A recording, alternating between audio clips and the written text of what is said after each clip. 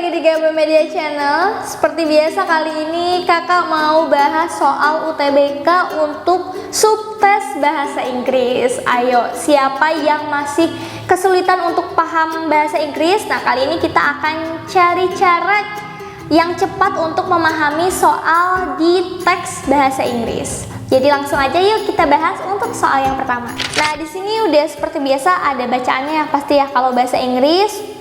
Kayak kita cukup lihat ini ada 5 paragraf ya.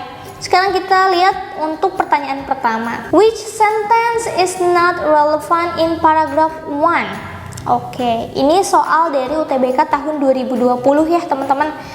Nah, kita mau cari ini adalah kalimat yang mana yang tidak, nih notnya udah di caps lock ya, yang tidak relevan. Relevan itu nyambung. Not relevant berarti yang tidak nyambung sama sekali ya di paragraf 1. Oke, sekarang kita lihat dulu paragraf 1 itu yang ini ya. Nah, kalau kita ditanya mana sih kalimat yang nggak nyambung di paragraf itu, berarti kita harus tahu dulu nih paragraf yang ditanya itu lagi ngomongin tentang apa. Kalau teman-teman lihat di sini cukup baca kalimat pertama ya. Karena kalau kalimat pertama kan biasanya mengandung gagasan utama. Nah, di sini I ask every student interview for admission to my institution, Pitzer College, the same question. Oke, aku bertanya kepada setiap siswa yang aku wawancarai untuk masuk ke sekolahku. Di sini ya, dia pakai I, berarti penulisnya sudut pandang pertama ya.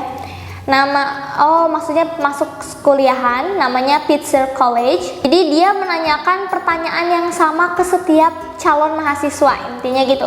Pertanyaannya, what do you look forward to the most in college? Apa yang paling kalian tunggu ketika masuk ke perkuliahan gitu ya, itu intinya. Berarti ini lagi ngomongin tentang kuliah ya. Terus teman-teman bisa juga baca lagi kalimat setelahnya, mungkin biar lebih yakin gitu ya, ini tentang kuliah atau enggak. Nah, ini dia bilang, I was stunned di sini terkejut gitu ya, dan delighted itu happy, kayak senang atau bisa juga kayak merasa bangga gitu ya, delighted. Recently, when a student sat across from me a Starbucks in New York City. Jadi dia katanya cukup terkejut dan senang ketika ada satu mahasiswa, calon mahasiswa gitu ya, yang dia duduk terus dia jawab pertanyaan dari si penulis ini gitu ya. I look forward to the possibility of failure. Ini ada tanda kutip ya, berarti kalimat langsung. I look forward itu berarti jawab pertanyaan tadi. Aku menantikan possibility of failure, artinya kemungkinan untuk gagal. Dan posisinya di situ si penulis tadi merasa senang mendengar jawaban itu ya. Berarti kan tandanya kalau si penulis senang, jawaban dari calon mahasiswanya ini menunjukkan bisa jadi keoptimisan ya. Optimis nih, aku mencari kemungkinan untuk gagal gitu kan. Kan biasanya orang pengennya sukses, tapi dia pengennya gagal. Berarti orangnya ini semangat gitu kan yang ditanya. Nah, kalau teman-teman baca lagi sentence yang ketiga, karena kan kita nyari kalimat mana yang nggak nyambung ya. Intinya kita udah tahu nih topiknya tuh tentang masuk kuliah. Masuk kuliah kamu nyari apa sih gitu ya. Kita cek di kalimat yang ketiga. Of course, this is not how most students respond. Tuh, tentu saja tidak semua siswa biasanya merespon seperti ini. Makanya dia senang gitu kan, karena responnya itu nggak biasa. To the question when sitting before the person who makes decision about their academic futures. Terus yang keempat, however, this young man took a risk. Bagaimanapun juga, pemuda ini mengambil satu resiko kan. Ya bayangin aja kalian lagi di interview nih, mau masuk kuliah PTN yang kalian mau gitu, terus tiba-tiba pas ditanya kayak gitu, kalian responnya tuh beda dari orang biasanya, dan ternyata si pewawancaranya ini seneng gitu kan. Berarti kan ini hal-hal yang positif ya. Oke, masih berhubungan dengan college ya, sampai nomor 4. Berarti kita lihat kalimat yang kelima. They do silly things, mess up, fall down, and lack confidence. Mereka melakukan hal-hal bodoh, hancurkan segala sesuatunya gitu ya, jatuh dan kurang percaya diri. Ini kalau dari kalimat-kalimatnya yang sentence 5 ini termasuk negatif ya. Kalau bisa kita bilang yang kalimat 5 ini beda dari kalimat-kalimat sebelumnya. Yang tadinya positif di sini negatif kan. Terus teman-teman coba lihat ini deh. Ini ada kata-kata they. They itu berarti menunjukkan plural ya, atau lebih dari satu orang. Sedangkan dari tadi kita ngomongin tentang dua orang yang lagi saling ngobrol gitu kan, tanya jawab. Yang satu si pewawancaranya, yang satunya lagi pemudanya. This young man berarti cuma satu orang ya. Jadi ini udah beda kalimatnya, udah beda maknanya. Artinya yang not relevan di sini berarti sentence yang 5. Gitu ya. Bisa dicek ya. Oke. Lanjut lagi untuk soal yang kedua. Which paragraph illustrates that college admission accept imperfectness? Di paragraf mana yang menggambarkan, mengilustrasikan ya ini, bahwa si perguruan tingginya tadi accept imperfectness, menerima ketidaksempurnaan. Kata kuncinya berarti sebetulnya ini, imperfectness. Di mana sih? Paragraf yang mana sih? Nah, kalau teman-teman cari di sini tuh nggak ada kata-kata imperfect ya, atau perfect dan kayak yang lainnya gitu yang berhubungan itu nggak ada. Jadi langsung aja kita lewat. Di sini juga nggak ada ya. Di sini juga, oke, nggak ada juga. Di sini, nah ini ada kata-kata perfection. Ya. Berarti kita coba baca. Students are usually in hope when I chuckle and tell them I never expect perfection. Itu, never expect perfection. Saya tidak pernah mengharapkan sebuah kesempurnaan. Berarti menerima ketidaksempurnaan, gitu kan artinya? Ya udah, kita langsung dapat ini ada di paragraf keempat ya. Gampang ya, jadi yang penting tahu kata kuncinya, langsung dicari aja, oke? Next, nomor 3. How are ideas in sentence 1 and 2 in paragraph 4 related? Jadi kita lihat nih katanya, bagaimana ide atau kalimat lah ya gitu ya, di kalimat 1 dan kalimat 2 pada paragraf 4 itu berhubungan. Jadi bagaimana sih kita menunjukkan hubungan antara kalimat 1 dan kalimat 2, maksudnya gitu ya. Ya udah, kita langsung cari aja. Oke. Paragraf 4 yang tadi ini ya, berarti ya. Kalimat 1 dan kalimat 2 ini yang ngomongin tentang perfection sebetulnya nih. Students are usually in hope when I chuckle and tell them I never expect perfections. Jadi biasanya para calon mahasiswa, students di sini dia maksudin untuk calon mahasiswa gitu ya. Usually in hope when I chuckle and tell them. Jadi lumayan tidak percaya gitu ya, kayak nggak percaya ketika aku atau si penulis ini memberitahu atau kayak seolah-olah ya mungkin sedikit bercanda gitu ya. Nah, bilang bahwa dia itu nggak menerima seseorang yang sempurna, karena biasanya orang itu pengennya yang sempurna gitu kan.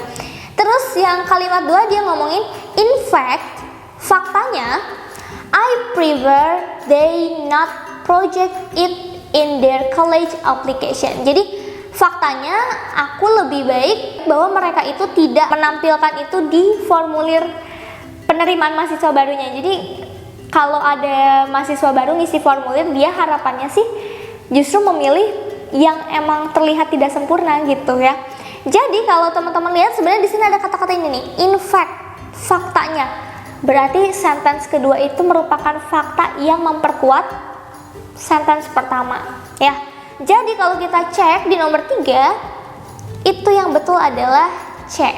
Sentence 1 states that the students are allowed to be imperfect. Jadi sentence pertama itu menampilkan kalimat yang menunjukkan argumen bahwa si penulis ini tidak menerima yang perfect alias bisa menerima yang imperfect gitu ya. Diperbolehkan untuk tidak sempurna. Dan sentence kedua mengkonfirmasi sini karena tadi ada kata-kata in fact. Jadi dia kayak mempertegas bahwa bener loh kayak gitu, ya. Jadi kita pilih yang C, oke? Next. Nah, ini udah yang kedua ya bacaannya. Oke, ada 5 paragraf lagi. Ini dari UTBK tahun 2021 juga nih ya.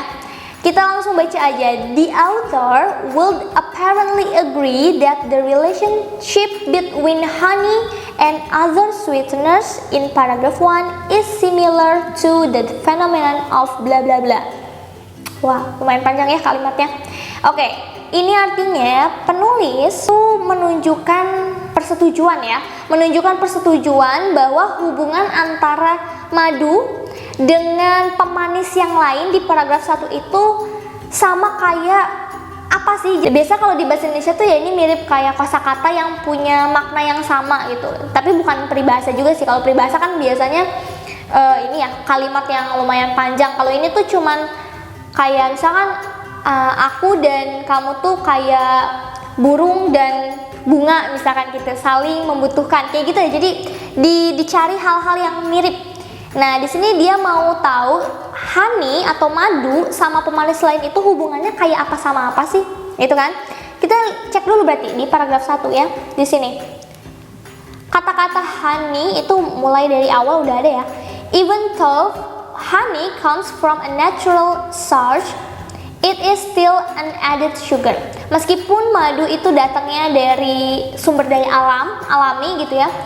Dia itu tetap pemanis tambahan ya, jadi dia tuh punya kandungan yang sama seperti gula, kayak corn syrup ya, sirup jagung atau cane sugar gitu ya. Nah berarti kalau dibandingin sama yang lain, bedanya adalah dia itu dari natural source. Sebenarnya teman-teman bisa lihat di sini, kalau dia itu bahan yang alami, sedangkan kalau yang lain kayak corn syrup atau cane sugar itu kan berarti udah ada pengolahan kan, ya kan? Dia udah menjadi gula yang beda bentukannya, nggak alami lagi, udah jadi sirup, udah jadi gula yang bener-bener suka kita pakai untuk minuman atau makanan gitu ya. Jadi udah nggak alami. Berarti kalau kita lihat hubungannya itu yang satu alami, yang satu sudah diolah menjadi produk. Itu sama seperti yang C. Fresh chili itu adalah cabai segar yang kita langsung petik dari kebun gitu ya. Kalau chili sauce yang namanya saus itu udah pasti diolah ya. Dari si chili ini, si cabainya mungkin digiling terus dijadiin saus gitu. Jadi ini benar-benar membuktikan hubungan antara honey dan sweetness yang lain gitu. Kalau yang lainnya ya udah otomatis nggak bisa memberikan hubungan yang sama kayak si honey itu ya. Oke, lanjut ya. Yang kelima, the author describes the unique taste of honey most effectively in paragraph bla bla bla. Jadi penulis itu mendeskripsikan atau menggambarkan rasa unik dari si madu itu lebih efektif di paragraf berapa ya? Ya, kata kuncinya ini. Unique taste. Rasa dari madu. Manis kan rasa dari madu ya? Kita cari aja. Berarti ngomongin tentang rasa, taste. Ada di mana? Itu kalau teman-teman cek ada di sini. Ada kata-kata flavor, teman-teman. Flavor itu nama lain atau istilah lain dari taste, rasa ya, flavor itu. Udah otomatis ini. Honey's flavor, rasa madu, is largely what distinguishes it from other sweeteners. Jadi rasa madu itu sendiri adalah pembeda yang paling besar di antara pemanis yang lain. Jadi itu yang membedakan dia dengan pemanis yang lain. Berarti unik kan rasanya, maksudnya di situ unique taste-nya di situ. Jadi paragraf jawabannya paragraf 4. Ya, kayak gitu aja. Jadi tinggal langsung cari kata kuncinya, oke? Next, which of the following statements is not relevant? Ini sama kayak tadi, not relevant to the topic discussed in paragraph 4. Kita cek aja paragraf 4. Sini ya. Nah ini berarti kita harus baca lagi, kita harus tahu topiknya. Kalau kita baca dari kalimat 1 tadi, karena kita udah ditanyain soal sebelumnya, ini ngomongin tentang rasa madu, ya kan? Ya udah kita langsung baca kalimat kedua. It is recommended to use it in ways that highlight flavor. Jadi direkomendasikan menggunakan madu itu untuk sesuatu yang bisa menonjolkan rasanya itu ya. Berarti masih tentang rasa ya, masih ada flavornya. Nomor 3, drizzle up to a tablespoon into tea, on top of yogurt, into morning oats, or on peanut butter toast. Ini ngomongin tentang bisa dipakai di mana aja sih madu gitu kan. Berarti kan masih ngomongin tentang rasa madunya ya, yang bisa dicampur dengan makanan atau minuman yang lain. Oke, masih nyambung. Nomor 4, for some people, honey is best consumed before going to work. Coba, nomor 4 ini nggak ada sama sekali ngomongin tentang rasa madunya. Dia lebih ngomongin ke penggunaan madu itu lebih baik sebelum pergi bekerja. Ngomongin tentang waktu penggunaan. Sedangkan kalau kayak tadi kita ngomonginnya ini rasanya bisa dicampurin sama ini. Jadi dia nggak ada flavornya. Jadi yang nggak nyambung itu atau not relevant itu sentence yang keempat ya. Kalau nomor 5, works well in dressing. Dressing itu teknik untuk memasak juga gitu ya. Jadi masih ngomongin soal rasa madunya juga, flavors ya. Jadi kita bisa ambil jawabannya itu yang sentence 4 ya. Oke. Based on the passage, if we consume a lot of honey, we will bla bla bla. Berdasarkan teks di atas, kalau kita terlalu banyak mengkonsumsi madu, apa yang bakal kita dapat? Ini kalau teman-teman cek, sebenarnya kita harus lihat ya, consume nih, kata kuncinya consume ada di sini. Paragraf 3. It is important to consume honey in moderation. Jadi penting banget kita tuh konsumsinya sedang-sedang aja. Moderation tuh standar ya, artinya jangan terlalu banyak. Karena apa? Nah, lihat sini. This much honey has about 64 calories. Bla bla bla bla bla. To keep your daily intake from any added sugar. Jadi berarti si honey ini punya kalori yang cukup banyak dari yang kita butuhkan. Jadi kita harus makannya sedikit. Makanya kalau kita ditanya apa yang bakal kita dapat kalau mengkonsumsi madu kebanyakan, ya pasti become fatter, ya gendut. Ya karena banyak kalorinya. Oke? Lanjut, terakhir nomor 8. Oke, here are the jumbled sentence from the paragraph that follows the above paragraph. Jadi ini adalah kalimat-kalimat yang tersusun acak gitu ya. Dan ini akan ditaruh menjadi paragraf selanjutnya dari paragraf terakhir. Tadi kan paragraf terakhirnya ini kan, the main types bla bla bla bla bla. Nanti tuh katanya mau dilanjutin. Kalau misalkan paragrafnya mau dilanjutin dengan kalimat-kalimat ini A sampai E, tolong dong diurutkan, the best order. Ya udah, kita urutin. Kalau cara mencari urutan yang pertama ini kan sebenarnya udah ada nih, D, ya nggak sih? Ya udah, pasti pertamanya dari D kan? Kita baca. When it comes to buying honey, it is important to do research.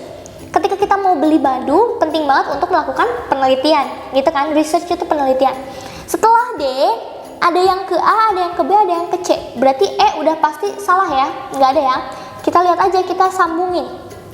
Yang masih ada hubungannya sama research, karena biasanya kalau kalimat itu menghubungkannya di kata-kata terakhirnya. Jadi di sini yang hubungannya sama research, kalau A, it is also easier to detect a genuine product. Oke, it-nya itu apa nih? It-nya itu harusnya ke research kan, tapi kalau ini dia ngomongnya detect genuine product, untuk mendeteksi produk yang murni atau yang ya bukan KW gitu ya, maksudnya genuine tuh. Terus kalau B, when possible, ada when lagi, itu bukan kalimat yang efektif ya. Satu paragraf yang efektif tuh nggak mungkin diulang. Jadi yang B itu udah pasti salah ya. Yang C, honey can be cut with other sweeteners like corn syrup, so always read the label to determine what you are getting. Ada kata-kata gini, kalau kita mau menentukan atau membeli madu dibandingkan pemanis yang lain, kita harus cek label untuk menentukan apa yang mau kita beli, gitu kan? Nah, baru sebenarnya setelah C ini nyambung ke yang A. It is also easier to detect. Jadi yang mendeteksi bahwa dia produk KW atau bukan adalah labelnya. Jadi otomatis urutan yang benar adalah E, D ke C ke A, habis itu baru terakhirnya E ke B. true honey atau madu yang betul itu tebal, bla bla bla bla, sampai yang B, kalau memungkinkan try to buy locally produced honey. Jadi membeli produk lokal madu di tempat yang memang ada sarang madunya, honey bees-nya. Gitu ya guys. Jadi jawabannya yang E. Nah, ini sebetulnya gampang-gampang susah untuk cari best order karena teman-teman itu harus bisa lihat kalimatnya nyambung atau enggak gitu ya. Dan emang harus kita artiin dulu sedikit demi sedikit. Oke? So, itu dia untuk pembahasan bahasa Inggris kali ini. Semoga membantu dan menambah bank soal kalian ya. Jadi kalian bisa belajar juga di rumah. Kalau ada pertanyaan boleh di kolom komentar, atau nanti setelah ini juga ada soal yang bisa kalian isi ya. Oke, terima kasih. Sampai ketemu lagi di video kita selanjutnya.